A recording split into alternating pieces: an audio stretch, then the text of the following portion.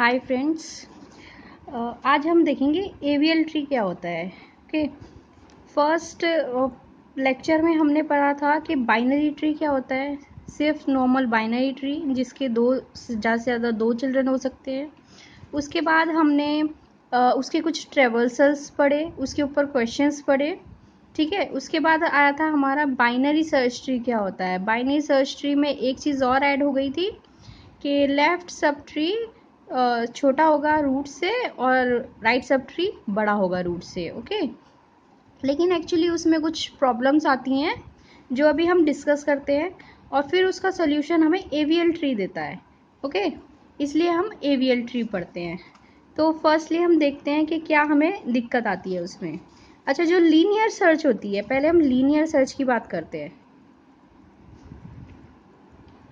Linear search means एक एक करके हमें सर्चिंग करनी है। जैसे कोई भी हमें नंबर सीक्वेंस दिया हुआ है 7 8 4 2 1 5 6, इस टाइप का कुछ सीक्वेंस दिया हुआ है। ओके, तो अगर हमें इसमें 6 को फाइंड करना है, ये लीनियर सर्च है, 6 को फाइंड करना है, ये नंबर फाइंड करना है, तो हमें एक एक करके हमें इसको फाइंड करना पड़ेगा। पहले हम यहाँ देखेंगे 6 से मैच कर रहा है या नहीं कर रहा।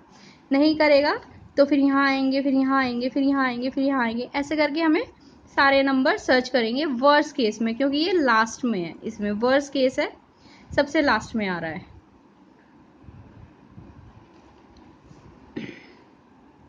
तो इसमें हमारी प्रॉब्लम किस में डिवाइड होती है। अगर पहले हम एक नंबर सर्च करेंगे, एक फर्स्ट नंबर से सर्चिंग करेंगे 7 से, तो ये एक हो गया और अब फिर इसमें पूरे में करना पड़ेगा। ठीक है, अब सेकंड पे आ जाएंगे तो ये भी हो गया, फिर इसमें सर्च करना पड़ेगा। तो ऐसे ऐसे करके हमारी जो प्रॉब्लम, अगर मान लेते हैं हमारी प्रॉब्लम में n नंबर ऑफ नोड्स हैं, तो ये किस में डिवाइड हो जाते हैं, 1 और n-1। 1 ये हो गया, फिर n-1, अगेन ये डिवाइड हो जाएंगे इसमें 1 n-2। ओके, ऐसे करते करते ये डिवाइड होते जाते हैं। और इसकी हमारी टाइम कॉम्प्लेक्सिटी क्या लगती है, ऑर्डर ऑफ n। n क्यों, क्योंकि n नंबर ऑफ हमें नोट्स को सर्च करना पड़ता है। अगर लास्ट में हमारा नंबर रखा हुआ है तो n नंबर हमें सर्च करने पड़ेंगे, 1 2 3 4 5 6 7, 7 ही नंबर है और 7 को ही हमें सर्च करना पड़ रहा है। ओके, तो इसमें हमारी टाइम बहुत ज़्यादा लग जाता है। तो इससे उभरने के लिए हमारे पास आया था बाइनरी सर्च। ठीक है, बाइनरी सर्च में क्या होता था, प्रॉब्लम हमारी आधी हो जाती थी। आधी क्यों हो जाती थी, अगर मान लेते हैं हमारे पास ये 10 है और यहाँ पे 6 मान लेते हैं, यहाँ पे 1 मान लेते हैं, यहाँ पे 7 मान लेते हैं, ऐसे यहाँ पे 25 है, 22 है, 27 है। इस तरीके से अगर हमारा बाइनरी ट्री होता था, तो अगर मान लेते हैं हमें 27 सर्च करना है, ओके, तो हमें एक एक करके सारे नोड नहीं सर्च करने पड़ते थे। हमें क्या, पहले रूट से कंपेयर करेंगे, 10 से ज़्यादा है तो राइट सब ट्री में आ जाते थे, तो आधा बट गया, ये हमने छोड़ ही दिया, इस पे हमने सर्चिंग ही नहीं करी। ठीक है सिर्फ हमें इतना पार्ट सर्च करना पड़ा। ओके, तो हमारी अगर प्रॉब्लम में n नोड्स थी, तो हमारी प्रॉब्लम किस में डिवाइड हो गई, n/2 में। ठीक है, या तो इस n/2 में हम जा रहे हैं या इस n/2 में हम जा रहे हैं, तो ये हमारी प्रॉब्लम कम हो गई थी, टाइम हमें कम लग रहा था। इसमें टाइम की कॉम्प्लेक्सिटी हमारी क्या हो गई थी, order of log base two n। ठीक है, ये हमारी इसकी कॉम्प्लेक्सिटी हो गई थी। तो हम यहाँ से उठ के यहाँ पर आ गए थे। ओके, तो हमें यहाँ पे ज़्यादा टाइम लग रहा था, यहाँ पे कम टाइम लग रहा था, क्योंकि हमें आधा सर्च करना पड़ा था। इसमें हमें सारा सर्च करना पड़ रहा है और इसमें हमें आधा सर्च करना पड़ रहा है। ठीक है, अब ये बात सही थी कि इसमें आधी आधी प्रॉब्लम डिवाइड हो रही थी। अब इसमें भी दिक्कत आती थी। ओके, इसमें किस तरीके की दिक्कत आ जाती थी, कई बार क्या होता था, ज़रूरी तो नहीं है कि हमेशा ही ये पार्ट आधा हो और ये पार्ट आधा हो। मीन्स अगर हमारे पास 10 नोड हैं, ज़रूरी नहीं है कि यहाँ पर ही 5 हो और यहाँ पे भी 5 हो। कई बार ऐसे भी हो सकता है कि अगर हमारे पास मान लेते हैं नोड, नंबर ऑफ नोड हमारी 20 है। ओके, हो सकता है इस वाले पार्ट में हमारे पास सिर्फ 5 नोट्स आएँ और इस वाले पार्ट में हमारी 15 नोट्स आ जाएँ।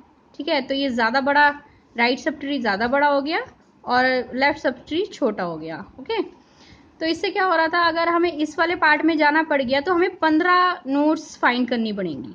ठीक है, या उससे थोड़ा बहुत कम। लेकिन इसमें आधी प्रॉब्लम डिवाइड नहीं हुई हमारी। जो हम ये कह रहे थे कि ये n/2 और इसकी ऑर्डर हो जाएगा log⁻²n, इतनी हमारी कॉम्प्लेक्सिटी नहीं, टाइम कॉम्प्लेक्सिटी नहीं लग रही है, इससे ज़्यादा लग रही है इसमें।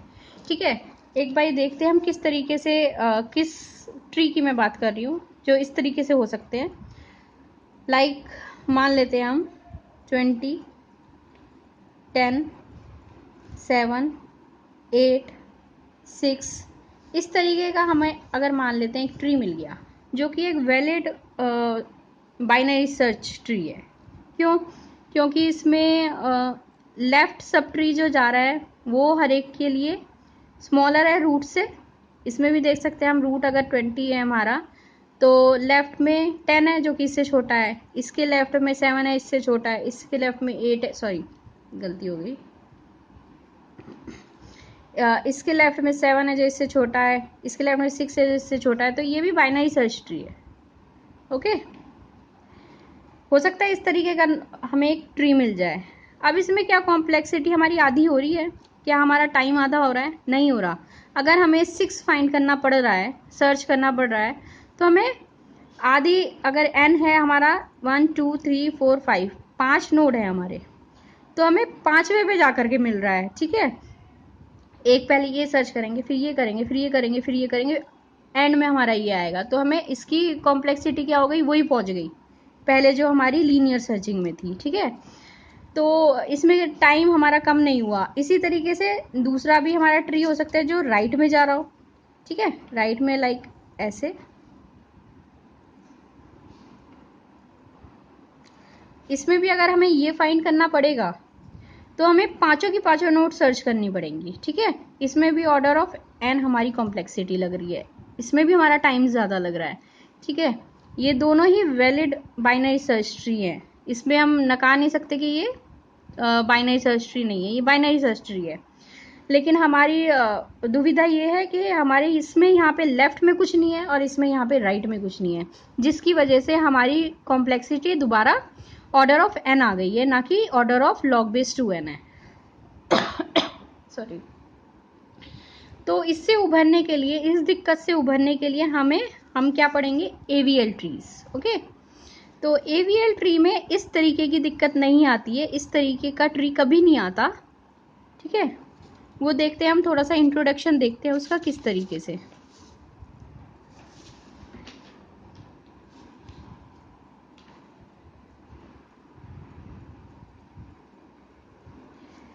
AVL ट्री हम पढ़ रहे हैं, तो AVL ट्री पढ़ने से पहले हमें एक फैक्टर पढ़ना पड़ेगा जिसे हम कहते हैं बैलेंसिंग फैक्टर।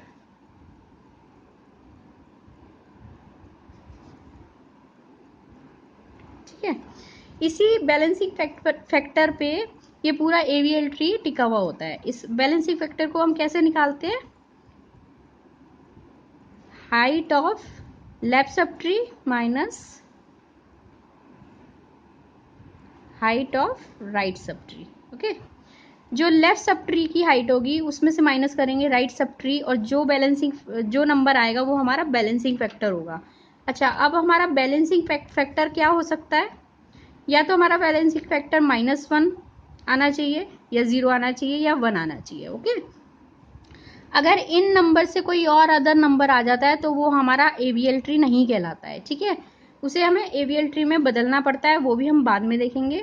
अच्छा, ये जो बैलेंसिंग फैक्टर हम निकालते हैं, किसका निकालते हैं ये हम हर एक नोड का निकालते हैं। अगर 10 नोड हैं हमारे ट्री में तो हम 10 के 10 नोड का ये बैलेंसिंग फैक्टर निकालेंगे, और सबका बैलेंसिंग फैक्टर या तो 0 होना चाहिए, या -1 या 1, अगर वो AVL ट्री है। तो अगर ऐसा नहीं होता, 1 से हटके ये 2 भी आ जाता है ना, या -2 भी आ जाता है, तो भी हम उसे AVL ट्री नहीं मानते हैं।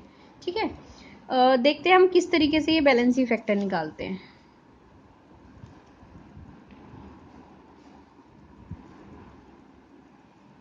एक ट्री हमने ये ले लिया। ठीक है, दूसरा ट्री हम लेते हैं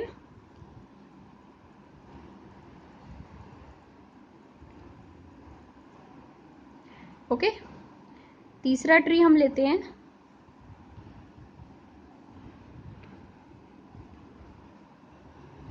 चौथा ट्री हम लेते हैं।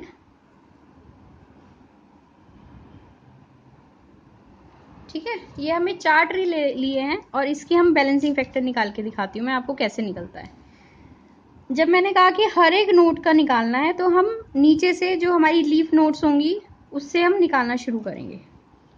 अब इसका अगर बैलेंसिंग फैक्टर निकालना है तो इसकी लेफ्ट सब ट्री कोई नहीं है, मतलब उसकी हाइट 0 है, माइनस राइट सब ट्री भी कोई नहीं है, उसकी भी हाइट 0 है, तो 0 माइनस 0 0 इसका बैलेंसिंग फैक्टर आ गया।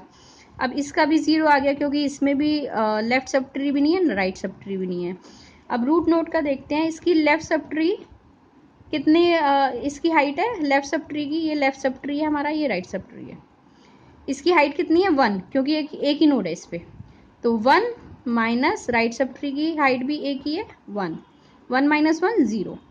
ठीक है, अब इस नोड का भी 0 बैलेंसिंग फैक्टर है, इसका भी 0 है और इसका भी 0 है, जो कि वैलिड है, 0 हम ले सकते हैं, तो ये वैलिड है। ठीक है, ये वैलिड AVL ट्री है। अब हम दूसरा देखते हैं इसमें कैसे आता है, नीचे से लेकर के चलते हैं। इसकी कोई राइट सब ट्री नहीं है, कोई लेफ्ट सब ट्री नहीं है, तो इसका बैलेंसिंग फैक्टर 0 आ गया। इसका देखते हैं, इसका लेफ्ट सब ट्री है 1, हाइट है ये 1 हाइट है लेफ्ट सब ट्री की, माइनस राइट सब ट्री कोई नहीं है तो उसका हाइट 0 हो गया, 1 आंसर आ गया। ठीक है, इसका बैलेंसिंग फैक्टर क्या हो गया 1। अब इसका देखते हैं, इसकी भी लेफ्ट सब ट्री नहीं है, राइट सब ट्री नहीं है, तो 0 बैलेंसिंग फैक्टर आ गया। इसका देखते हैं, इसकी लेफ्ट सब ट्री कितनी है 1 2, 2 हाइट हो गई 1 2, 2 माइनस राइट सब ट्री की हाइट 1, तो कितना हो गया 1। तो ये इसका बैलेंसिंग फैक्टर हो गया 1, जो कि वैलिड है। इसका 1 वैलिड है, 0 वैलिड है, 0 वैलिड है, तो ये भी वैलिड AVL ट्री हो गया। ओके, अब थर्ड हम देखते हैं। थर्ड में भी देखते हैं, इसमें ना राइट सब ट्री है ना लेफ्ट सब ट्री है, 0 बैलेंसिंग फैक्टर। इसका देखते हैं, लेफ्ट सब ट्री कोई नहीं है तो उसकी हाइट 0 हो गई, 0 मान लेते हैं, और राइट सब ट्री की हाइट 1 है तो -1, तो इसका आंसर क्या आ गया -1। ये हो गया इसका बैलेंसिंग फैक्टर। ऐसे ही इसका लेते हैं, ना राइट सब ट्री ना लेफ्ट सब ट्री, 0 हो गया। इसका लेते हैं, इसका लेफ्ट सब ट्री 1 हाइट हुई, हाइट 1 हुई, और राइट सब ट्री की हाइट कितनी है 1 2 2, तो आंसर हमारा -1। अब इसमें भी सारे नोड्स की बैलेंसिंग फैक्टर वैलिड है, -1 वैलिड, -1 वैलिड, 0 वैलिड, 0 वैलिड, तो ये भी हमारा एक वैलिड AVL ट्री हो गया। अब हम लास्ट का देखते हैं, इसका बैलेंसिंग फैक्टर 0, ना लेफ्ट सब ट्री ना राइट सब ट्री। इसका balancing factor left subtree की height 0 minus right subtree की हाइट 1, तो 1 हो गया इसका। इसका लेफ्ट सब ट्री की हाइट 0, राइट सब ट्री की हाइट 2, तो इसका हो गया -2। ओके, अब क्या ये वैलिड है? ये वैलिड है, ठीक है, 1 भी वैलिड है, ठीक है, लेकिन -2 वैलिड नहीं है। ठीक है, -2 यहाँ पे कहीं नहीं है, तो -2 वैलिड नहीं है, तो ये इनवैलिड AVL ट्री हो गया। ओके, ये हो गया हमारा इनवैलिड। ये तीनों वैलिड थे क्योंकि इनके बैलेंसिंग, हर एक नोड के बैलेंसिंग फैक्टर या तो -1 था या 0 था या 1 था, लेकिन इसका बैलेंसिंग फैक्टर -2 आ गया। एक भी नोड का अगर बैलेंसिंग फैक्टर इनवैलिड होता है तो वो पूरा AVL ट्री इनवैलिड में माना जाता है। ओके, तो ये हमारा इनवैलिड AVL ट्री हो गया। आज हम इतना ही देखते हैं क्योंकि थोड़ा सा एक इंट्रोडक्शन था कि AVL ट्री क्या होता है। अगले लेक्चर में हम क्या देखेंगे कि अगर ये एक इनवैलिड AVL ट्री आ जाता है, क्योंकि अगर हम इंसर्शन करते हैं कहीं भी तो इनवैलिड वो होगा ही होगा या नहीं होगा। जैसे ये ट्री हम ले लें और हमें जो अगली नोड आती है वो मान लेते हैं 1 आती है, 10 से कम है 1 यहाँ आ गया, 9 से कम है 1 यहाँ आ गया, 8 से कम है 1 यहाँ लग गया 1। ठीक है, तो ये भी इनवैलिड हो गया। ठीक है, वो देखेंगे हम बाद में किस तरीके से इनवैलिड हो गया, ये भी एक इनवैलिड हो गया। तो जब भी हम इंसर्शन करेंगे तो हो सकता है हमारा वैलिड AVL ट्री इनवैलिड हो जाए, इस तरीके से या इस तरीके से, ठीक है। तो उसको किस तरीके से वैलिड करना है, किस तरीके से वैलिड एवीएल ट्री बनाना है, वो हम नेक्स्ट लेक्चर में देखेंगे। ओके फ्रेंड्स, अगर आपको कुछ भी इसमें से समझ में नहीं आता है तो आप मुझसे क्वेश्चन कमेंट सेक्शन में पूछ सकते हैं। Okay, thank you guys, bye bye.